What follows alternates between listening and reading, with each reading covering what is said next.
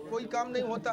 अभी भी अधिकारियों का इंतजार है सिमरिया गांव में। और बताएं, इतना बड़ा मामला, इतना कितना बड़ा एरिया होगा जगह जो बंटवारे का है, और 3-4 गांव ले रखे हैं अधिकारी जी ने। अभी समय कितना हो रहा है?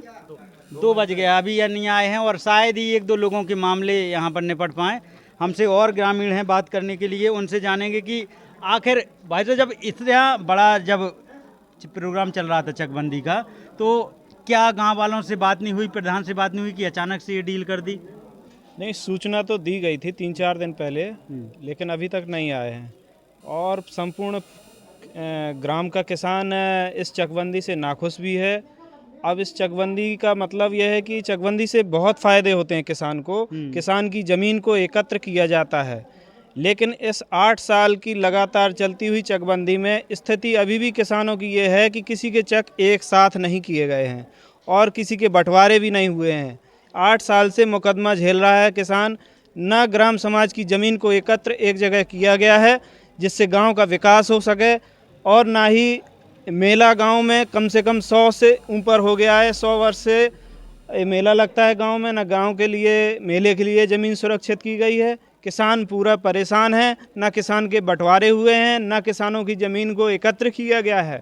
चकबंदी का जो प्रोग्राम था, भाई साहब का कहना है कि जिस बेस पे चकबंदी होती है कि जो लोगों की इकट्ठी ज़मीन हो जाती है, लोगों को लाभ मिलता है, किसानों को, वो एकदम साइड में हो गया, वो लाभ ही नहीं मिल रहा है। यहाँ पर अलग कहानी हो गई है। उसके 6 चक हो गए। चकबंदी के पहले जो स्थिति किसानों की थी, चकबंदी 8 साल लगातार चकबंदी चल रही है, वही किसान की स्थिति आज भी वही है। किसानों के खेतों की स्थितियां भी वही हैं। विवाद कोई कम नहीं हुए हैं। आपस में किसान परेशान है, उसका पैसा फूक रहा है।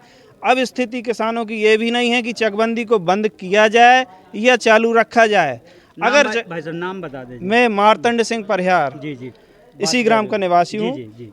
और अगर चकबंदी लगातार चल रही है और इस चकबंदी को ख़त्म किया जाए तो इसका परिणाम का भी भविष्य का पता नहीं कि आने वाली पीढ़ी के लिए क्या यह चकबंदी हमारी अच्छी है, गांव का विकास के योग्य है, अन्यथा नहीं है। कोई दूरदृष्टि नहीं। और किसानों का पैसा इतना खर्च हो चुका है, आने जाने में, तारीखों में इतना खर्च हो चुका है कि किसान भी निर्णय नहीं ले पा रहा है कि यही चकबंदी हो कि साहब ये बंद हो जाए, कि होना क्या चाहिए आखिर। कई किसान तो परिहार जी कह रहे हैं कि ये चकबंदी का कार्यक्रम जो है ये निरस्त किया जाए और दोबारा तरीके से जांच होके दोबारा से किया मैं जाए। वही पूरी विस्तार से मैंने वही बात बताई है। किसान इसलिए नहीं रोक ना पा रहा है क्योंकि किसानों का पैसा काफ़ी फूक भी चुका है, तो वो ये निर्णय नहीं ले पा रहा है कि इसको ख़त्म किया जाए।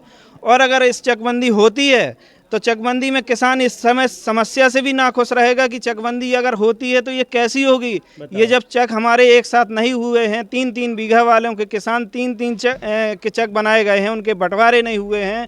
किसी का ट्यूबवेल लगा हुआ था, उसकी 5 बीघा ज़मीन थी वहाँ, तो उसकी 2 ही बीघा बची है, उस ट्यूबवेल के पास कोई उसका चक नहीं बनाया गया। इस तरीके से किसानों को परेशान किया गया है। ये चकबंदी का जो कार्यक्रम है, चकबंदी है, ऐसे मोड़ पे किसान को भाई साहब का कहना है कि खड़ा हो गया है कि ना तो वो वापस हो ना चाह रहा, ना आगे। उसका इतना पैसा पहले भी खर्च हो चुका है।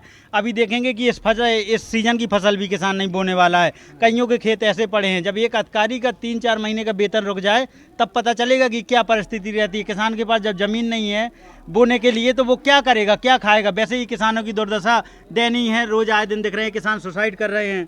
अब किसान तो खुद अपनी जमीन का स्वयं मालिक भी है। 3 चक थे उसके भाई साहब बात रख लेता हूँ। पहले 3 चक थे, अब उनके जो है 6 चक बना दीजिए। एक ही घर में पहले 3 जगह जमीन थी, अब 6 जगह जमीन है। बताओ, इकट्ठी न होने को और इकट्ठे फटकार हो नहीं गए। है। हाँ, आदमी इतना परेशान हो गया है कि जिसकी कोई बिना पैसे के अधिकारी काम नहीं कर रहे हैं। पैसा दो काम लो, फिर भी नहीं करते हैं। को दोनों पार्टी से ले लें और फिर भी नहीं कर रहे हैं। बड़ी बुरी हालत है। ऐसा भ्रष्टाचार तो कभी देखा नहीं है, न सुना है। बहुत संगीन आरोप लगा रहे हैं। हाँ जो किसान अपनी ज़मीन का स्वयं मालिक है, जी, स्वयं जिम्मेदार है कि मैं इस ज़मीन का स्वयं मालिक हूँ, उसके बाद अधिकारियों के सामने अगर गिड़गिड़ाना पड़े तो यह बहुत धिक्कार का विषय है कि अपनी ही ज़मीन के लिए, अपनी ही ज़मीन की मांग के लिए और अपने हक के लिए अगर किसान को लड़ना पड़े, जूझना पड़े, तो यह सरकार के लिए बहुत शर्म की बात है।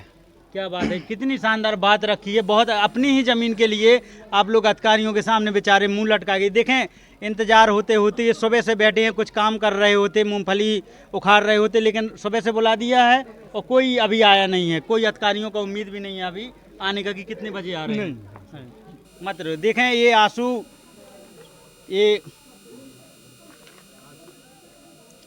ये आंसू ऐसे जाए नहीं जाएंगे। ये देखें कितनी बुरी स्थिति है। और चुप हो जाइए, होगा आपके साथ न्याय होगा। और ये नहीं है कि कोई यहाँ बैठा है खाने वाला, तो कोई तो होगा सुनने वाला। आपकी आवाज़ ऐसे थोड़ी ये दबने देंगे। बहुत बुरी हालत है। यहाँ सिमरिया गांव में हैं हम लोग, और ये पनवाड़ी ब्लॉक का गांव है, महोबा जिले में पड़ता है। यहाँ चकबंदी का जो कार्यक्रम हो रहा था, चकबंदी हो रही थी, उसमें बिल्कुल भी कोई भी दूरदृष्टि, कोई भी सोच के बगैर किस तरह से अधिकारियों ने कर दी है।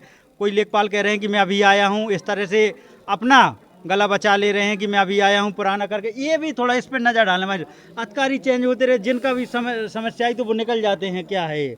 अगर हमारे गांव के संपूर्ण किसान चाहें, इनका सर्वसम्मति से इनकी अनुमति लेकर सरकार चाहे तो जो किसानों का नुकसान हुआ है इसकी भरपाई की जाए पूर्व अधिकारियों के द्वारा।